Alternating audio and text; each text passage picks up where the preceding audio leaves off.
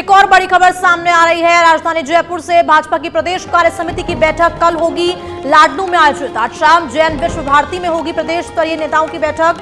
BJP प्रदेश प्रभारी अरुण सिंह पहुंचेंगे लाडनू। शाम 5 बजे होगी प्रदेश पदाधिकारियों की अहम बैठक। कल सुबह 10 बजे होगा प्रदेश कार्य समिति की बैठक का आयोजन। बड़ी खबर बता रहे हैं आपको, बीजेपी के वरिष्ठ नेता आज और कल लाडनू में ही रहेंगे। तो बीजेपी प्रदेश कार्य समिति की अहम बैठक कल होगी। आज एक बीजेपी की प्रदेश कार्य समिति की बैठक शनिवार को लाडनू में आयोजित की जाएगी।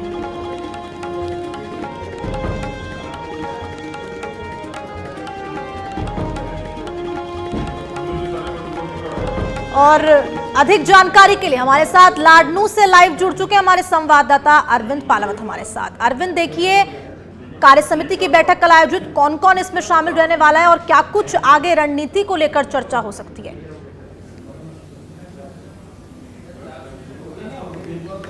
जी बिल्कुल, देखिए, इस वक्त मैं लाडनू के जैन विश्व भारती में हूं, जहां पर भारतीय जनता पार्टी की प्रदेश कार्य समिति की बैठक कल होगी। इससे पहले आज स्टेट कोर कमेटी की जो बैठक है वो यहां पर शाम को करीब 5 बजे आयोजित होगी और इस बैठक में प्रदेश प्रभारी अरुण सिंह के साथ ही तमाम प्रदेश के जो नेता हैं, प्रदेश पदाधिकारी है, वो इस बैठक में रहेंगे। और कल सुबह 10 बजे प्रदेश कार्य समिति की जो बैठक है वो यहां पर होगी।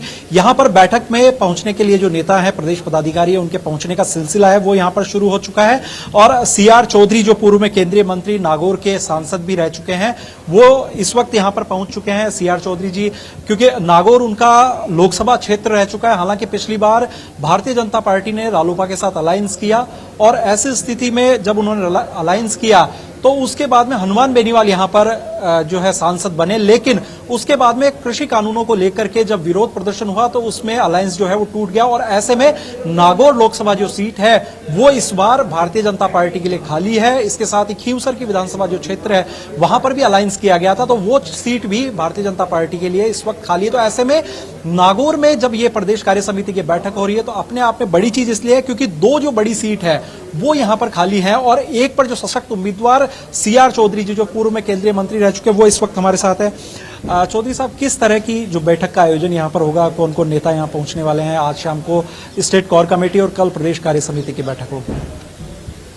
ये भारतीय जनता पार्टी की प्रदेश कार्य समिति की बैठक है जिसमें 400 से ज्यादा लोग अपेक्षित हैं और इसमें मुख्य रूप से आज जो बैठक होगी उसमें प्रदेश के सारे पदाधिकारी, यानी माननीय प्रदेश अध्यक्ष जी, संगठन महामंत्री जी और हमारे प्रभारी और सह प्रभारी अरुण सिंह जी और विजय राहटकर ताई, ये सारे तो आज ही आ रहे हैं और प्रदेश के सारे पदाधिकारी आज आ रहे हैं जिनके आज 5 बजे यहाँ बैठक है। कल सुबह 10 बजे से पूरे प्रदेश की कार्य समिति की बैठक है जिसमें केंद्रीय मंत्री, कुछ मेंबर पार्लियामेंट, MLAs, इसी प्रकार से सारे जिलाध्यक्ष, भारतीय जनता पार्टी के पूरे जिलाध्यक्ष आएंगे राजस्थान के और जो आमंत्रित, विशेष आमंत्रित एवं कार्य समिति के जो सदस्य नियुक्त किए गए वो सब इसमें भाग लेंगे।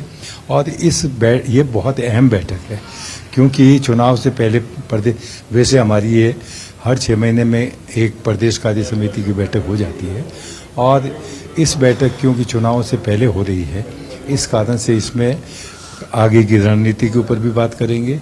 आज तक की जो सरकार की जो नाकामियां है, एक तरह से जिसको हम कहते हैं गूंगी बहरी और जो कोई काम नहीं कर पा रही है सरकार 5 साल से, 4.5 साल से, इस सरकार के कार्यों पे भी मतलब विशेष रूप से लेखा जोखा लिया जाएगा। यानी जो राजनीतिक और आर्थिक प्रस्ताव होंगे उसमें किसी न किसी तौर पर सरकार को पूरी तरह घेरने का जो काम है वो भारतीय जनता पार्टी करेगी।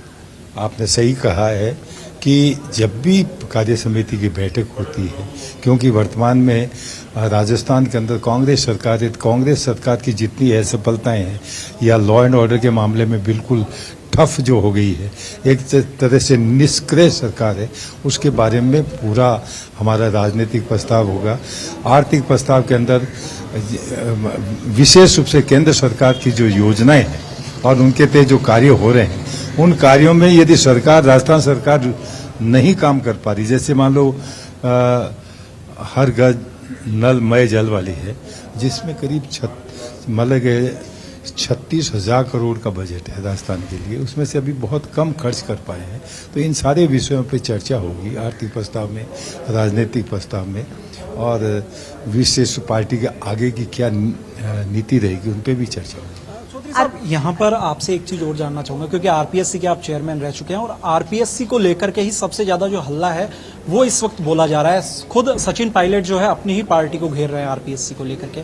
तो आपको क्या लगता है कि वास्तव में आरपीएससी की जो विश्वसनीयता है वो यहाँ पर खत्म होती हुई नजर आ रही है? क्योंकि जिस तरह से सदस्य जो है वो ही आरोपों के घेरे में है, आप आरपीएससी को लीड कर चुके हैं, क्या कुछ परिवर्तन यहाँ पर होने चाहिए? एक्चुअली में जहाँ भी किसी प्रकार की जो पेपर लीक का मामला है, इन मामलों को वास्तव में दुरुस्त करने के लिए कोई उपाय किए जाने चाहिए।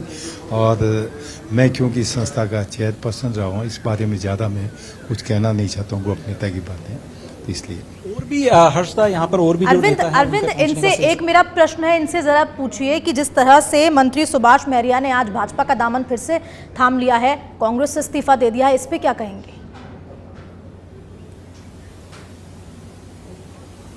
जी बिल्कुल चौधरी साहब, दर्शक ये जानना चाहते हैं कि सुभाष महरिया जो है वो वापस से भारतीय जनता पार्टी के साथ आ चुके हैं। कांग्रेस, पहले बीजेपी में थे, फिर कांग्रेस में चले गए, फिर बीजेपी में आ गए हैं। एक्चुअल में क्या है, सुभाष जी एक कदावर नेता है और किन्हीं कारणवश उन्होंने समझ पार्टी छोड़ दी होगी और अब उनकी जो अंतरात्मा की आवाज आई है कि हमें वापस भारतीय जनता पार्टी। लेकिन सीआर चौधरी साहब, यहाँ पर एक चीज, आपकी भी टिकट कटी, आप दूसरी पार्टी में नहीं गए, आप आज भी भारतीय जनता पार्टी के साथ में, तो इस चीज को कितना उचित मानते हैं कि इतने सीनियर लीडर्स का पार्टी को छोड़ करके चले जाना, जब टिकट नहीं मिलती है बगावत कर देना, वापस पार्टी में आ जाना? ये वैसे वरिष्ठ लोग इस पे कुछ टिप्पणी कर सकते हैं, लेकिन मैं ये कह सकता हूँ कि हो सकता है किन परिस्थितियों में छोड़ी है, और लेकिन वापसी जो आए हैं उनका स्वागत है, अभिनंदन। हमारी पार्टी में हमारे यदि सुबह का भूला शाम को यदि घर आ जाता है तो उसका स्वागत करते हैं। बिल्कुल, तो स्वागत करते हैं हर्षदा, सीआर चौधरी साहब जिस तरह से कह रहे हैं, लेकिन ये सुबह का भूला शाम वाली बात यहाँ पर, क्योंकि कई सालों बाद में जो आ रहा है, यहाँ पर आपसे भी जानना चाहेंगे, लाडनू में इस तरह की सभा प्रदेश कार्य समिति हो रही है, पार्टी को कितनी मजबूती जो है वो नागौर में मिलेगी इस तरह की बैठक से? इस प्रदेश कार्य समिति से नागौर जिले में भारतीय जनता पार्टी मजबूत होगी और ये पहली बार हमारे नागौर जिले में प्रदेश कार्य समिति की बैठक हो रही है। हमें बहुत खुशी है। हम प्रदेश कार्य समिति के स्वागत के लिए पूरे लाडनू के भारतीय जनता पार्टी के कार्यकर्ता एक साथ एकजुट होकर के हम स्वागत के लिए खड़े हैं। और जी बिल्कुल, तो हर्षदा, ये नागौर जिले में कर्नाटक में जो भी नतीजे आए, देखिए कांग्रेस ने प्रचंड बहुमत के साथ अपनी जीत हासिल की, बीजेपी कहां कमजोर पड़ी, जरा इनसे ये भी एक बार सवाल प्लीज करें। और आगे किस तरह की सीआर चौधरी साहब से मैं इस सवाल का जवाब लूंगा। चौधरी साहब, कर्नाटक के अंदर, कर्नाटक में भारतीय जनता पार्टी को एक हार मिली है। ये कांग्रेस नेताओं का आरोप था कि वहां पर हमारी चुनी हुई सरकार थी, भाजपा ने खरीद फरोख्त की और सरकार जो है वो हमारी चली गई, और ऐसे में वो जो सिंपैथी वोट बैंक था वो हमें मिला है। तो इस मामले को लेकर के क्या कहेंगे, क्योंकि कर्नाटक का जो चुनाव है वो अब होना है? इसके बाद में बात करेंगे। एक्चुअल में क्या है, देखो, सरकार कोई दूसरी पार्टी नहीं गिराती है। जिस पार्टी के लोग खुद कहीं जाते हैं, आते हैं और अपने अनुशासन तोड़ करके कोई किया है तो वो पार्टी जिम्मेदार है। नहीं, भाजपा ने कोई खरीद फरोख्त नहीं की थी।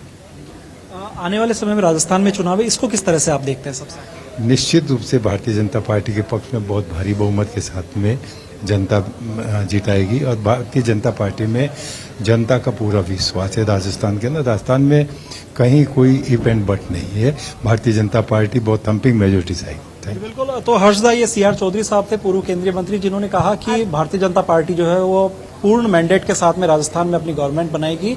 और जी